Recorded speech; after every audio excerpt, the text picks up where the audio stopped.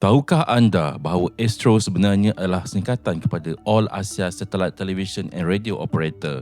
Dilancarkan secara rasmi pada 1 Jun 1996, ia merupakan penyedia televisyen satelit berbayar pertama di Malaysia. Pada awal pelancarannya menerusi satelit MISAT-1, Astro hanya menawarkan 22 saluran televisyen dan 8 saluran radio sahaja. Dekoder pertama mereka pula adalah hasil kerjasama dengan syarikat elektronik Philips. Fakta menarik, pada tahun 2006, Astro melancarkan Astro Max, perakam video digital pertama di Malaysia yang membolehkan penonton merakam rancangan kegemaran sehingga 60 jam.